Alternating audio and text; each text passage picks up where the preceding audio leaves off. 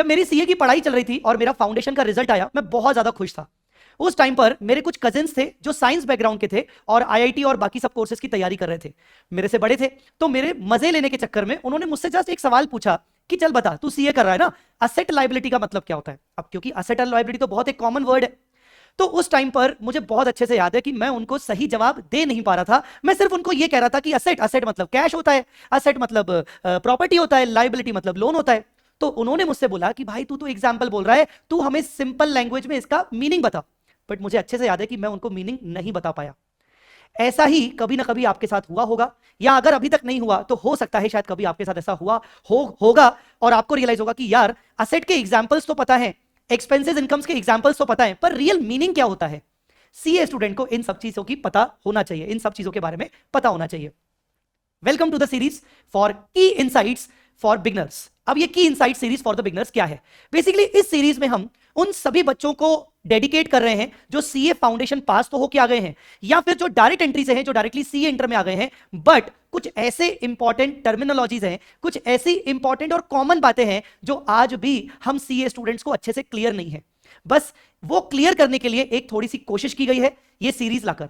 चलिए आज बात करते हैं असेट, लायबिलिटी, इनकम, एक्सपेंस और इक्विटी। ये 5 बहुत जरूरी बातें हैं और ये मत सोचना कि ये सिर्फ तुम्हारे फाउंडेशन में थी या फिर तुम्हारे बीकॉम में थी। भाइयों बहनों, मानो ना मानो, अपने सीनियर से पूछ लेना, सीए इंटर में भी एक चैप्टर है और सीए फाइनल में भी एक चैप्टर है जहां असेट की मीनिंग पढ़ाई जाती है, लायबिलिटी, एक्सपेंस, इनकम की मीनिंग समझाई जाती है फाइनल लेवल तक। तो ये वीडियो आपके लिए बहुत इंटरेस्टिंग होने वाला है। चलिए बच्चों, सबसे पहले बात करते हैं असेट्स। सर असेट्स क्या होता है? भाइयों बहनों देखिए, डिटेल में मेरा ऑब्जेक्टिव ये नहीं कि मैं आपको घिसी पिटी डेफिनेशन बताऊं, वो तो आपको जब इंटर में पढ़ाया जाएगा तो प्रॉपर्ली बताया जाएगा। यहां पर मेरा ऑब्जेक्टिव है कि कम शब्दों में मैं आपको ज्यादा से ज्यादा समझा सकूं।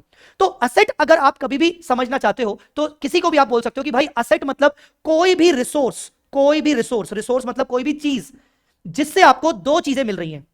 पहला कंट्रोल, कंट्रोल मतलब ओनरशिप, कंट्रोल मतलब ओनरशिप। आप उस चीज का कुछ भी कर सकते हो। आज मेरे पास कैलकुलेटर है, कैलकुलेटर मेरा है। कैसे कह सकता हूं? क्योंकि मैंने खरीदा है और मुझे इससे कंट्रोल मिला। मैं चाहूं तो इसको यूज करूं, मैं किसी को गिफ्ट दे दूं, मैं इसको फेंक दूं, ये मेरी मर्जी। तो कंट्रोल का मतलब होता है मर्जी, आपकी ओनरशिप, आपकी विल पावर। जो आप करना चाहो उस चीज के साथ आप कर सकते हो। तो आप अगर किसी चीज को असेट बोलना चाह रहे हो, आपकी असेट है, तो क्या उसके ऊपर आपका कंट्रोल है? ये आपको सबसे पहले चेक करना है। And the same time control के साथ साथ आपको यह भी चेक करना है कि क्या उस चीज से, उस पर्टिकुलर आइटम से आपको फ्यूचर में इकोनॉमिक बेनिफिट्स एक्सपेक्टेड है। इकोनॉमिक बेनिफिट्स मतलब आपको किसी भी फॉर्म में उस एसेट से यूज करने से कोई बेनिफिट मिलेंगे, आपकी सेल बढ़ेगी, आपका इनकम होगा, आपका गेन आपको मिलेगा। अगर आपको ये दोनों चीजें इस पर्टिकुलर आइटम से मिल रही है तो वो आइटम आपके लिए असेट है।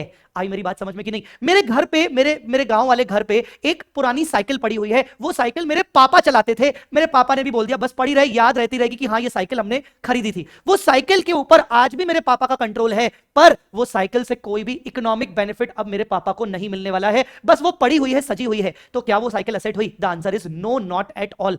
अब उसको आपको आगे चल के एएस में पढ़ाया जाएगा कि ऐसी जो असेट्स होती है जिनको आप छोड़ देते हो उनका किया क्या जाता है, वो हम आगे क्लासेस में पढ़ेंगे इंटर में।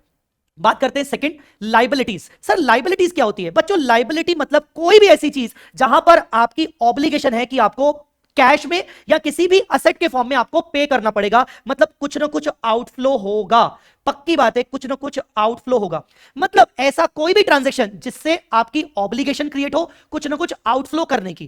कैश देना पड़ेगा, कोई शेयर्स देने पड़ेंगे, प्रॉपर्टी देना पड़ेगा। तो ऐसा कोई भी ट्रांजैक्शन जिससे आउटफ्लो की ऑब्लिगेशन क्रिएट हो, कैश का आउटफ्लो या फिर किसी भी असेट का आउटफ्लो। आई मेरी बात समझ में कि नहीं? जैसे आपने लोन लिया है, तो लोन लिया है तो आपको रीपे भी तो करना पड़ेगा कैश में। आपने अपने इंप्लॉय से काम करवा लिया, अभी तक आपने उसको सैलरी नहीं दिया, तो सैलरी पे तो करना पड़ेगा ना, तो आपको आउटफ्लो जाएगा। आई होप आपको यह बात समझ में आ गई होगी। हाँ, लायबिलिटी में ना प्रोविजंस भी आते हैं। अगर आपने मेरा एक वीडियो देखा रखा है इसी सीरीज में, प्रोविजंस वर्सेस रिजर्व्स, उसमें मैंने प्रोविजंस के बारे में बहुत अच्छे से समझाया, उस वीडियो को जाके देख लेना। लायबिलिटी में प्रोविजंस भी आते हैं, बस फर्क इतना है कि एक होती है लायबिलिटी, एक होता है प्रोविजन। दोनों में सिमिलरिटी तो यह है कि दोनों में आउटफ्लो होते हैं, कुछ ना कुछ जाएगा। बट जहां बात आती है प्रोविजन की, वहां बस एग्जैक्ट पता नहीं रहता कि कितना अमाउंट ऑफ आउटफ्लो जाएगा, वहां पर हमें एस्टिमेट करना पड़ता है। पर जो लायबिलिटी एग्जैक्ट होती है उनको लायबिलिटी ही कहा जाता है, पर जहां पर अमाउंट पे करना पता नहीं है कि कितना पे करना है उसको हम प्रोविजंस कहते हैं। For example provision for income tax. अब ऐसी लायबिलिटी जो बिल्कुल फिक्स है, पता है कितना देना है, that is called creditors, loans, उनको आप प्रोविजंस नहीं बोलते हो। आई बात समझ में? So this was asset and liability. Now अपन तीसरे टर्म पे चलते हैं विच इज इक्विटी। हो सकता है ये शब्द आपने बहुत कम सुना हो, कैपिटल तो सुना होगा, सुना है कि नहीं? हाँ ना, सुना है ना। तो कैपिटल का ही दूसरा नाम होता है इक्विटी, बट इसको वाइडर टर्म में और अच्छे से एक्सप्लेन किया जाता है। तो इक्विटी मतलब बेटा कैपिटल, मतलब ओनर का पैसा, प्रोप्राइटर का पैसा, कैपिटल। तो इक्विटी क्या होता है बेटा? तुम्हें याद होगा, तुम्हें शायद पता हो कि बैलेंस शीट में इस साइड में कैपिटल भी आता है और लाइबिलिटी भी आता है। तो दोनों में फर्क क्या है? मैंने कहा लाइबिलिटी मतलब जहां कुछ ना कुछ पे करना है और वो पे करना ही पड़ेगा, और कोई ऑप्शन ही नहीं है सेटल करने का। लाइबिलिटी को सेटल करना है तो पे करना ही पड़ेगा, ठीक है। जबकि कैपिटल मतलब इक्विटी, नो ऑब्लिगेशन टू पे, ऑब्लिगेशन नहीं है, ऑब्लिगेशन नहीं है, हाँ जी, और ऊपर से फिक्स भी नहीं है। हाँ, अगर कंपनी बंद हुई तो सबसे पहले तो हम लाइबिलिटीज वालों को पे करेंगे क्योंकि ऑब्लिगेशन है, और उसके बाद कुछ पैसा बच गया तो दे देंगे, नहीं बचा तो नहीं देंगे। नो ऑब्लिगेशन टू पे। इसीलिए आपने सुना होगा कि जो इक्विटी शेयर्स होते हैं मार्केट में, जब आप इक्विटी शेयर्स खरीदते हो वो सबसे ज्यादा रिस्की इन्वेस्टमेंट होता है। क्यों? क्योंकि आपने जिस कंपनी में पैसा लगाया है, आपने जिस कंपनी में कैपिटल लगाया है, वो कंपनी ने आपके ऊपर कोई, आपकी तरफ के, आपके लिए कोई ऑब्लिगेशन नहीं ली। कल को वो कंपनी बंद हो गई, आपका पैसा डूब जाएगा, वो कंपनी आपके लिए ऑब्लाइज नहीं है, लाइबल नहीं है कि वो आपको फिक्स अमाउंट ऑफ पैसा वापस करेगी ही। तो इक्विटी मतलब एनीथिंग जहां पर एंटिटी की कोई ऑब्लिगेशन नहीं है पे करने की, बच गया तो दे देंगे, that is called residual interest. बच गया तो दे देंगे। I hope you got the point for equity. अब बात करते हैं एक्सपेंसेस। बच्चों एक्सपेंसेस क्या होते हैं? सर हमें पता है एक्सपेंसेस क्या होते हैं, salary, advertisement, carriage inward, carriage outward, purchases, ये सब एक्सपेंसेस। बेटा अगेन वही गलती कर रहे हो, एग्जांपल नहीं, यहां पर हमें एक्सपेंसेस को डिफाइन करना है। तो एक तो डेफिनेशन आप इसको सिंपल फॉर्म में बोल सकते हो कि एक्सपेंसेस मतलब वो खर्चा जिसका बेनिफिट तुम्हें मिल चुका है, और असेट मतलब वो खर्चा जिसका बेनिफिट फ्यूचर में मिलेगा। एक्सपेंसेस और असेट में भी एक छोटा सा तुम सिमिलरिटी ढूंढ सकते हो कि जब तुम एक्सपेंस करते हो तो पैसा जाता है, और जब तुम असेट खरीदते हो तो भी पैसा जाता है। दोनों ही तो एक्सपेंस है ना, रेवेन्यू एक्सपेंडिचर, कैपिटल एक्सपेंडिचर।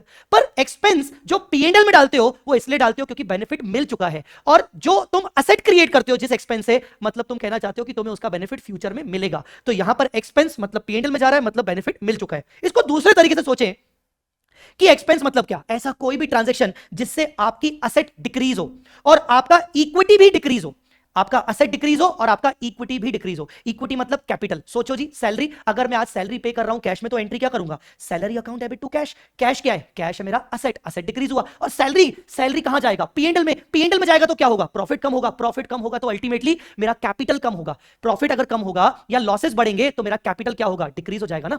आई बात समझ में कि नहीं? अगर सैलरी नहीं पे करता तो मेरा कैपिटल ज्यादा होता, इक्विटी ज्यादा होता। अब सैलरी पे करने से मेरा कैपिटल कम हो गया, मतलब इक्विटी कम हो गया। तो एक्सपेंस मतलब ऐसा कोई भी ट्रांजैक्शन जिससे असेट कम हो और इक्विटी कम हो, या फिर ऐसा कोई भी ट्रांजैक्शन जिससे लायबिलिटी बढ़े पर अल्टीमेटली इक्विटी कम ही हो।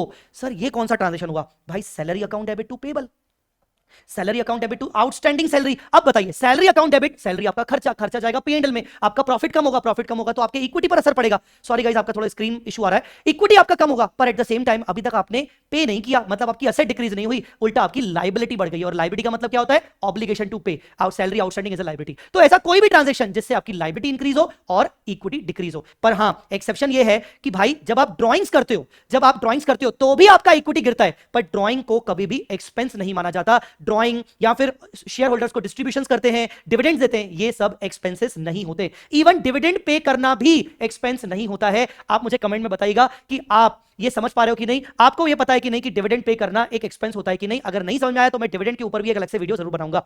चलिए, एक और बहुत इंपॉर्टेंट बात, एक्सपेंसेस में बेटा लॉसेस भी आते हैं। बस फर्क इतना है, जहां मैंने कहा कि एक्सपेंसेस जिसका बेनिफिट मिल चुका है, लॉसेस में अंदर हम बोलते हैं कि बेनिफिट मिलना था पर अब कभी नहीं मिलेगा, तो लॉसेस को भी हम एक्सपेंस में ही मानते हैं। इनकम्स इसका जस्ट उल्टा। आप चाहो तो एक बार स्क्रीनशॉट लेके रख लो, ये वही है। इनकम मतलब जिससे आपका असेट बढ़ जाए एज वेल एज इक्विटी बढ़ जाए। जैसे जैसे cash account debit to sales, cash account asset बढ़ गया, सेल्स आपका प्रॉफिट में जाएगा, आपका अल्टीमेटली प्रॉफिट बढ़ेगा तो इक्विटी कैपिटल बढ़ जाएगा, आपका कैपिटल बढ़ जाएगा। या फिर डिक्रीज इन लायबिलिटी, जिससे आपकी लायबिलिटी डिक्रीज हो पर अल्टीमेटली आपका इक्विटी बढ़ जाए। हाँ, जो भी कैपिटल नेचर के कॉन्ट्रीब्यूशन होते हैं, एडिशनल कैपिटल लाया जाता है, उससे भी आपका इक्विटी बढ़ता है, पर उसको इनकम नहीं माना गया। इनकम एक वाइडर टर्म है। इनकम के अंदर रेवेन्यू आता है, रेवेन्यू इनकम का पार्ट होता है, और इनकम के अंदर आती है दो चीजें, revenue and other income. Revenue मतलब सेल्स, बिजनेस से की गई सेल्स और टर्नओवर, और अदर इनकम मतलब जैसे कमीशन इनकम, इंटरेस्ट इनकम वगैरह वगैरह। सो ये था आपका असेट, लायबिलिटी, इक्विटी और incomes and expenses. I hope आपको ये वीडियो से एक बहुत अच्छी इनसाइट्स मिली होंगी। अगर हाँ, तो वीडियो को लाइक करना मत भूलना। एज वेल एज मुझे जरूर बताना कि आपको इनमें से कौन सी पॉइंट को समझने में प्रॉब्लम आती थी, और अगर आपको ऐसे वीडियो अच्छे लग रहे हैं तो अपने दोस्तों के साथ जरूर शेयर करिएगा। कमेंट में मैं आपका वेट करूंगा कि आप कौन सा इस सीरीज में आप क्या चाहते हो, आपको कौन से ऐसे पॉइंट्स हैं जहां पर आपको प्रॉब्लम आती है, और मैं वो वीडियोस बनाऊं जिससे आपको प्रॉब्लम आपकी खत्म हो जाए। चलिए guys, thank you so much, bye bye, take care, love you all.